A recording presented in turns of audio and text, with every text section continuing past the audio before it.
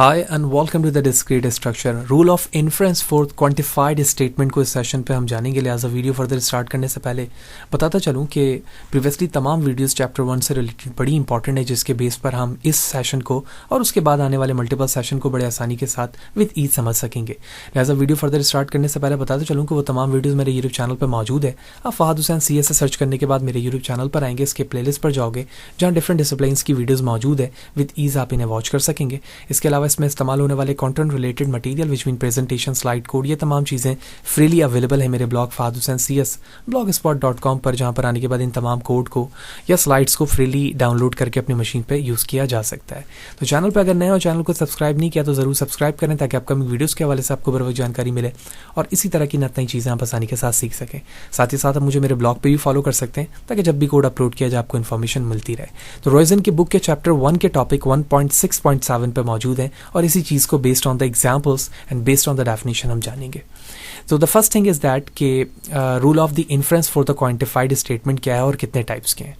So we have discuss rule of the inference for the proposition as usual. So we will now describe some important rule for the inference for a statement involving quantifier. यानी rule of inference को हमने preposition के लिए तो देखा था, लेकिन हमें कुछ रूल ऑफ इन्फ्रेंस अब डिफाइन करना है किसके लिए? क्वांटिफायर के लिए। So these rule are inferenced are used extensively in mathematical argument often without being explicitly mentioned. यानी मैथमेटिकली आर्गुमेंट्स के लिए आप इसे यूज कर रहे होंगे अपनी क्वांटिफायर के लिए। तो first thing is that the universal instantiation क्या चीज है, और the second one is the universal generalisation. So it is the rule of the inference used to conclude that P of C is true where C is a particular member of the domain given the premises all value of the x P of x। क्या मतलब हुआ कि universal इंस्टेंटेशन बता रहा है कि ये एक रूल ऑफ इन्फ्रेंस है जो कंक्लूड करता है या कंक्लूड करने के लिए इस्तेमाल होता है P of C is true। यानी आपके पास एक प्रेडिकेट है C वेरिएबल के साथ जो कि ट्रू होगा, जबकि C जो है वो एक पर्टिकुलर मेंबर डोमेन को बिलोंग करता है। और जब ये यानी P of C is true होगा तो जो हमारे पास प्रेमिसेस है, प्रेमिसेस क्या कह रहा है? यूनिवर्सल यानी all value of the x P of x की वैल्यूज भी हमेशा क्या रहेंगी? ट्रू रहेंगी इस डोमेन पे। Universal instantiation is used when we conclude from the statement. क्या कंक्लूड करते हैं समझते हैं। ऑल वीमेंस आर वाइस, यानी तमाम जो खवातीन हैं वो अक्लमंद हैं। देन या that Lisa is vice where Lisa is a member of the domain of all women। यानी जो C थी यहाँ पर, C वेरिएबल मौजूद था, that is a lady here। तो जब तमाम ही वुमेन वाइज हैं तो इसका मतलब ये है कि जो पर्टिकुलरली जो डोमेन को बिलोंग करने वाली P of C वेरिएबल यहाँ मौजूद है वो भी यहाँ पर ट्रू माना जा रहा है यूनिवर्सल इंस्टेंटेशन के अंदर। पहली चीज ये हो गई। सेकंड कहता है universal generalisation. So universal generalization is a rule of the inference that state that all value of the x P of x is true. यानी अब पहले बात ये हो रही है कि आपके पास जितने भी वैल्यूज ऑफ x हैं वो ट्रू होंगे given the premises PC is true for all element of C in the domain. यानी किसी पर्टिकुलर वैल्यूज की अब यहां पर बात नहीं हो रही, बल्कि कहा जा रहा है कि अगर तमाम वैल्यूज P ऑफ x की ट्रू है तो P ऑफ C भी ट्रू होगा ऑल एलिमेंट ऑफ C के डोमेन के लिए। मतलब universal generalization is used when we show that all value of x P of x is true by taking the arbitrary element C from the domain and showing that P of C is x। तो जो arbitrary values का मतलब ये है कि not a specific value any value of the C, किससे? Domain से जो चीज कर रही हो। तो इसका मतलब ये होगा और ये वैल्यू ट्रू शो करेगी कि P of C क्या है वो भी ट्रू ही है। So the element C that we select must be an arbitrary, कोई भी वैल्यूज हो सकती है, not a specific an element of the domain होनी चाहिए, यही चीज हम बात कर रहे हैं। So that is when we assert from universal जो हमारे पास क्वांटिफायर होता है जिसको हम for all value of x P of x कह रहे हैं, the existence of an element C in the domain. तो इसका मतलब ये हुआ कि जब आप तमाम value of P of x को ट्रू कर रहे हैं यूनिवर्सल जनरलाइजेशन में, तो P ऑफ C यानी C किसी भी वैल्यूज को लेकर अपने प्रेडिकेट के साथ भी ट्रू वैल्यू प्रोड्यूस करेगा। ठीक है। तो अभी तो हमने डेफिनेशन के वाइज ये चीज़ें देख ली, एग्जाम्पल में करेंगे तो ये दोनों चीज़ें हमें मज़ीद समझ में आ जाएगी। तो एज़ यूजुअल जब हम प्रेडिकेट या क्वांटिफायर देख रहे थे तो वहाँ पर हमने उसकी जनरलाइजेशन बेसिक रूल्स देखे थे, लिखने का तरीका और उसका मतलब क्या हो सकता है। तो यूनिवर्सल एंड जनरलाइजेशन के अंदर 4 तरीक़ों से उसको लिखा जा सकता है रूल ऑफ इन्फ्रेंस को for the quantifier. The first thing is universal instantiation. क्या मतलब है कि all value of x P of x is true, based on this true values therefore P of c is also true. ठीक है, यानी अगर इसकी वैल्यू ट्रू है तो पी ऑफ सी की वैल्यू भी ट्रू मानी जाएगी। तो अगर हमारे पास यूनिवर्सल जनरलाइजेशन पे ये चीज़ चेंज हो जाएगी कि हमें all value of x P of x के बेस पे नहीं देखना है, बल्कि ये देखना है कि पी ऑफ सी किसी भी आर्बिट्री वैल्यू पर, नॉट अ स्पेसिफिक वैल्यू। क्योंकि हमने इसकी एग्जांपल में देखा था कि ऑल वुमेन्स आर वाइस, तो इसमें हम आर्बिट्री वैल्यू को चेक नहीं कर रहे थे बल्कि स्पेसिफिक वैल्यू को चेक कर रहे थे। कैसे? जब हमने ये देखा था कि तमाम ही ख़वातीन जो है वो अक्लमंद हैं, तो लीसा भी उन खातून डोमेन से बिलोंग कर रही हैं, तो वो भी क्या होंगी, अक्लमंद होंगी या वाइस होंगी।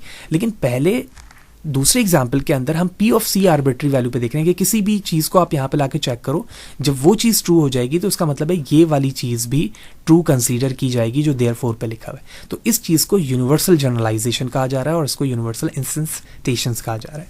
The third one, existential instantiation. क्या मतलब है कि there is a some values और some specific value of x P of x की वैल्यूज़, अगर किसी एक स्पेसिफिक वैल्यूज़ पर हमारा प्रेडिकेट वैल्यू ट्रू प्रोड्यूस कर रहा है तो पी ऑफ सी भी किसी सम एलिमेंट पे ही हमें ट्रू वैल्यूज़ प्रोड्यूस करके देगा। यही वजह है कि हम इसे एग्जिस्टेंशियल कह रहे हैं, एग्जिस्ट प्रेडिकेट के फॉर्म पे यूज़ कर रहे हैं। And the last one, existential generalization, कि अगर पी ऑफ सी हमें सम एलिमेंट पर ट्रू वैल्यूज प्रोड्यूस करके दे रहा है तो यकीनी तौर पे जो इसका कंक्लूजन होगा वो यही कहेगा कि कुछ या सम हमारे पास ऐसी वैल्यूज़ हैं जो प्रेडिकेट ऑफ एक्स पर भी हमें कुछ वैल्यूज़ दे रही है। तो इस बेस पर, यानी इन 2 स्लाइड्स के ज़रिए से हमें एक बात ये समझ में आ गई कि जो क्वांटिफायर के 2 टाइप थे हमारे पास, एग्जिस्टेंशियल और यूनिवर्सल, उन्हीं के लिए हमने यहाँ पर रूल ऑफ इन्फ्रेंस डिज़ाइन किया है ताकि हम मल्टीपल रूल्स के बिहाफ पर उस एग्जांपल्स को या उस प्रॉब्लम को सॉल्व कर सकें जो रूल ऑफ इन्फ्रेंस के बिहाफ पर प्रोड्यूस हो रही होती हैं क्वांटिफायर के लिए। एग्जाम्पल देखते हैं। अब एग्जाम्पल में कहा जा रहा है शो दैट द प्रेमिसेस, क्योंकि अब जो हम रूल ऑफ इन्फ्रेंस की बात कर रहे हैं तो हमारे पास आर्गुमेंट होगा या प्रेमिसेस होंगे। Everyone in this discrete mathematics class has taken a course in computer science and Marla is a student in this class imply the conclusion Marla has taken a course in computer science।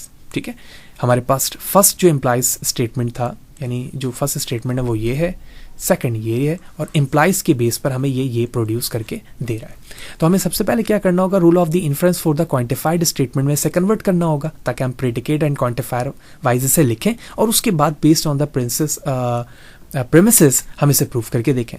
तो let D of X denote X is in this discrete mathematics class, यानी everyone की जगह हमने यहाँ पर X लिखा और उसे डी ऑफ एक्स प्रेडिकेट से रिप्रेजेंट कर दिया। And let of C X से हमने रिप्रेजेंट किया X has taken a course in computer science, यानी जो नेम यहाँ पे लिखा हुआ था इसकी जगह हमने वेरिएबल एक्स रिप्रेजेंट कर दिया जिसे सी एक्स से करें। देन द प्रेमिसेस आर, तो अब जो प्रेमिसेस बनेगा वो D of X implies C of X बन जाएगा, यानी पहले और दूसरे को मिलाकर हमने ऑल वैल्यू ऑफ एक्स क्यों लिखा है, क्योंकि ये एवरीवन की बात कर रहा है। अब ये चीज़ इंप्लाइज कर रही है कंक्लूजन के जरिए से Marla has taken a course in computer science, जिसको मैंने यहाँ पर रिप्रेजेंट किया डी ऑफ नेम से, जो मार्ला उसका नाम था वो लिख दिया। तो कंक्लूजन किस तरफ जा रहा है, सी ऑफ मार्ला की तरफ। क्यों? क्योंकि उसने कंप्यूटर साइंस के अंदर ये कोर्स लिया है। अब ये तमाम चीज़ें हमने प्रेडिकेट और क्वांटिफायर के फॉर्म पर यहाँ पर रिप्रेजेंट कर ली। अब हमें इनमें से कोई भी एक प्रेडिकेट लेना है और उसके बिहाफ पर इसे सॉल्व करना है। तो फर्स्ट प्रेमिसेस मैं इनमें से इसे यूज़ करूँगा क्योंकि ये क्वांटिफायर के फॉर्म पर है, ये मैंने लिखा और यहाँ पर रिप्रेजेंट कर दिया प्रेमिसेस। और अगर आपने रूल ऑफ द इन्फ्रेंस जो पहले मैंने करवाया वो देखा हुआ तो आपको ये सारे रूल्स पता होंगे कि ये किस तरह से सॉल्व होते हैं। तो फर्स्ट रूल हमने यहाँ पर लिख दिया और उसके सामने प्रेमिसेस लिखने का मतलब ये है कि डायरेक्टली मैंने क्वेश्चन से अंडरस्टैंड करने के बाद ये लिखा है। अब इस रूल के मुताबिक जब तमाम value of X D of X implies C of X कर रहे होते हैं तो मैं यहाँ पर यूनिवर्सल इंस्टेंटेशन को अप्लाई कर सकता हूँ। तो यूनिवर्सल क्या कहता है, अगर आप पीछे जाओ, तो वो ये कहता है कि अगर तमाम वैल्यू p ऑफ x पर ट्रू आ रही हैं तो वो किसी स्पेसिफिक वैल्यू से भी आपको ट्रू ही रिटर्न करेंगी प्रेडिकेट पर। तो इस बिहाफ पर मैंने क्या किया, ऑल वैल्यूज को यहाँ पर हटाया और d ऑफ x और c ऑफ x पे कर दिया, क्योंकि d ऑफ x और c ऑफ x पर स्पेशली वो वैल्यूज क्या हो रही हैं, ट्रू रिटर्न कर रही हैं, क्योंकि यहाँ पर d ऑफ x था और यहाँ पर d of c of x था और इन दोनों x की जगह मैंने नेम लिख दिया। ठीक है, यानी d का मतलब ये हुआ कि जो d प्रेमिसेस था which mean x is a discrete math class, तो वही डिस्क्रीट मैथ क्लास में भी थी और उन्होंने कंप्यूटर भी लिया हुआ था। तो उसी प्रेमिसेस को बाय यूजिंग दिस अप्रोच मैंने कन्वर्ट करके इस फॉर्म पे लिख दिया। ठीक है, 2 स्टेप्स आ गए। अब इन 2 स्टेप्स से मजीद कोई चीज़ अप्लाई नहीं हो रही, तो तीसरे प्रेमिसेस को मैंने उठा लिया यहाँ से, जो कि डी मार्ला के नाम से दिस वन। ठीक है, अब ये प्रेमिसेस जैसे उठाया तो मुझे 2 और 3 पर देखने के बाद पता ये चल रहा है 2 और 3 पर कि मैं यहाँ पर मॉडस पोनेंस को अप्लाई कर सकता हूँ। मॉडस पोनेंस कौन सी चीज़ है, रूल ऑफ इन्फ्रेंस में हम पढ़ चुके हैं।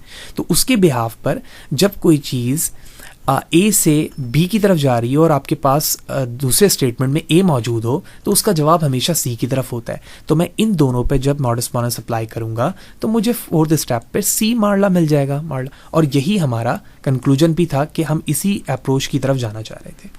तो इस तरह से हमने रूल ऑफ इन्फ्रेंस की एग्जाम्पल को अंडरस्टैंड किया कि based on the rule of the inference of the quantified statement हम किस तरह से प्रॉब्लम को अंडरस्टैंड करके अपने कंक्लूजन की तरफ अप्रोच करते हैं based on the quantified statement. Second की तरफ चलते हैं।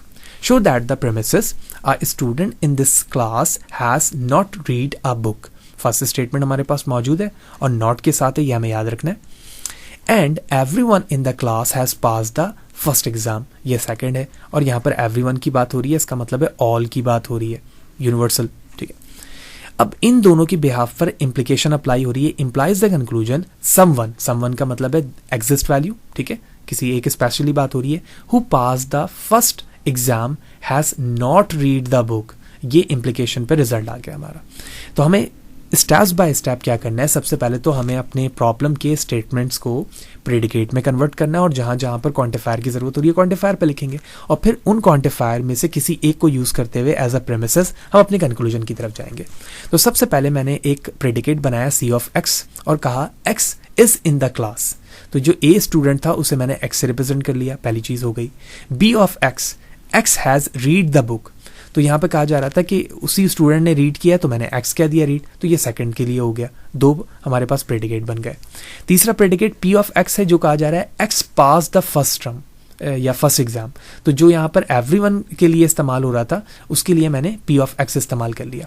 अब जो प्रेमिसेस हमारे लिए बनेंगी कि existential value of X, C of X and negation of B of X, तो ये वैल्यूज जो यहाँ पर लिखी गई है ना, ये अगर आप इसको बगौर अंडरस्टैंड करो तो ये रिप्रेजेंट कर रहा है हमारे कंक्लूजन पार्ट को, इस पार्ट को। ठीक है, जबकि जो प्रेडिकेट फॉर्म पर यूनिवर्सल मैंने वैल्यू लिखी है वो रिप्रेजेंट कर रहा है इस सेकंड पार्ट को, एवरीवन इन दिस क्लास को। ठीक है, दोनों चीजें लिख दी। So the conclusion is this one, यही चीज हमारी कंक्लूजन है क्योंकि वही चीज मैंने यहाँ पे लिख के दिखाई थी। तो कंक्लूजन यहां तक मुझे पहुंचना है। इसका मतलब ये हुआ this one, this one, this one and this one. ये हमारे पास 4 ऐसे प्रेमिसेस हैं जिनको मैं इस्तेमाल करते हुए अपने कंक्लूजन तक जा सकता हूं। ठीक है, जो यहां पर मेंशन किए गए थे। अब हमने सबसे पहले जो हमारे पास कंक्लूजन का स्टेप्स था, मैं किसी भी प्रेमिसेस को ले सकता हूँ सॉल्व करने के लिए। ज़रूरी नहीं है कि मैं जिन्हें यहाँ पर मैंने फर्स्ट लिया है वही लूँ, कोई भी आप ले सकते हैं, लेकिन लास्ट में हमें वहीं पहुँचना है जो यहाँ स्टेप्स है। ठीक है, लेकिन जो कंक्लूजन है वो पी ऑफ एक्स के साथ है, लेकिन क्वेश्चन में जो मैंने यहाँ पर लिया हुआ वो सी ऑफ एक्स है। ठीक है, तो इसको अंडरस्टैंड करना था हमें। तो फर्स्ट मैंने ये लिया एज अ प्रेमिसेस। अब इस प्रेमिसेस को अगर आप बगौर देखो तो इसमें मैं एग्जिस्टेंशियल इंस्टेंटेशन को इस्तेमाल कर सकता हूँ। कैसे, अगर आप पीछे जाओ तो एग्जिस्टेंशियल ये रहा हमारे पास। इसमें क्या कहता है कि all value of P of x अगर हमें ट्रू है तो वो किसी स्पेसिफिक वैल्यू पे भी हमें क्या रिटर्न करेगा, ट्रू रिटर्न करेगा। तो इस बिहाफ पर मैंने जो इस वेरिएबल में सी ऑफ एक्स मौजूद था इसको हटाया और इस पूरे पार्ट को डायरेक्टली लिख दिया, क्योंकि यही चीज हमें बता रही है ना कि अगर वो तमाम पर है तो पीसी पे भी स्पेसिफिक वैल्यू पे वो आपको ट्रू वैल्यू रिटर्न करेगी। तो मैंने एग्जिस्टेंशियल को यहाँ पर हटा दिया। स्टेप नंबर 2 के अंदर चीज सॉल्व हो गई। ठीक है, अब हमें क्या करना है इसी टू को अगर आप देखो तो इसमें मैं based on the rule of the inference जो अपने प्रोपोजिशन के लिए इस्तेमाल किया था वो चीज़ यहाँ पर मैं इस्तेमाल करते हुए अगर ए और बी के दरमियान एंड ऑपरेशन है नेगेशन ऑफ बी के साथ, तो मैं ए को डायरेक्टली लिख सकता हूँ बेस्ड ऑन द सिंप्लीफिकेशन। वो मैंने लिख दिया यहाँ पर, स्टेप नंबर 3 भी हो गया। अब इन तीनों में कोई स्टेप्स प्रोड्यूस नहीं हो रहे, तो मैं फोर्थ में प्रेमिसेस को लिख रहा हूँ। ये प्रेमिसेस कौन सा है? जो यहाँ पर मैंने लिखा हुआ है, दिस वन, ठीक है, ये प्रेमिसेस लिख दिया। अब 1 2 3 4 हमें देखना है कि मैं 4 पर कोई स्टेप्स अप्लाई कर सकता हूं या नहीं। अगर मैं 4 वाले स्टेप्स को देखूं तो यहां पर मैं यूनिवर्सल इंस्टेंटेशन को अप्लाई करते हुए इस चीज को यहां से हटा सकता हूं फॉर ऑल वैल्यू को, ठीक है।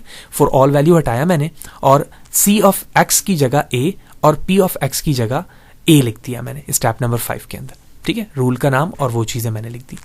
अब हमें मॉडस पोनस अप्लाई करना है 3 और 5 पे। अगर आप इस 3 को देखो और 5 को देखो तो मैं मॉडस पोनस अप्लाई करके डायरेक्ट P ऑफ A यहाँ पे लिख सकता हूँ और वही चीजें मैंने की हैं। 6 स्टेप हो गया, ठीक है।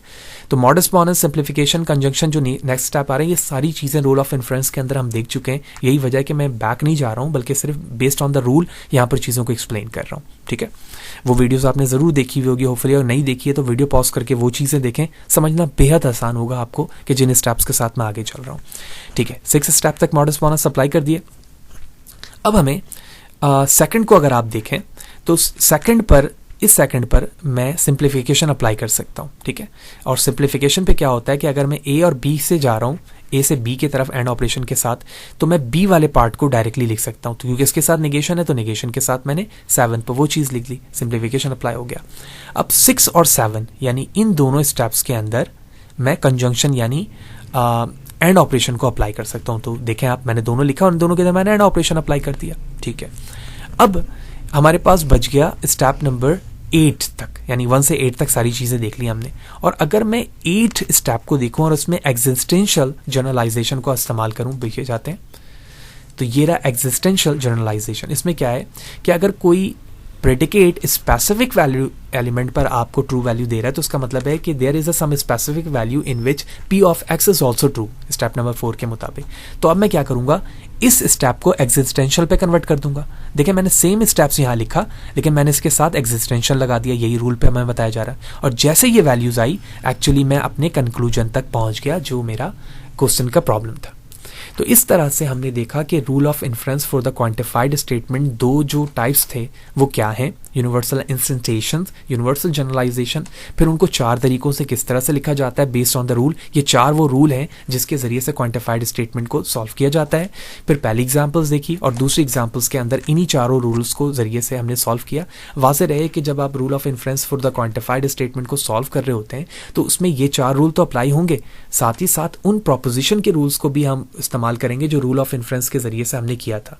तो वो रूल्स भी इसमें इस्तेमाल होंगे जैसे हमने सेकंड एग्जांपल में करके देखा भी है। तो होपफुली सारी चीज़ें क्लियर होंगी। फिर भी कोई सवाल है, कोई चीज़ अगर समझ में नहीं आई है कमेंट सेक्शन पर ज़रूर पूछें। चीज़ें थोड़ी सी अंडरस्टैंडिंग में टफ होती हैं, कोशिश किया करें वीडियो को 1 से 2 दफ़ा देखें ताकि समझना मज़ीद आसान हो। बुक भी चीज़ें मैं सारी चीज़ें मैंशन कर रहा होता हूँ ताकि इन फ्यूचर आप इनको भी पढ़ सकें। फिर भी कोई चीज़ अगर समझ में नहीं आ रही है कमेंट पर ज़रूर लिखें, मुझे बताएं ताकि मैं बर वक्त उस चीज़ पर आपको जवाब दे सकूँ। वीडियो अच्छी लगी लाइक करें, ज़्यादा लोगों को शेयर करें। नेक्स्ट सेशन में मुलाकात होगी। सी यू देयर।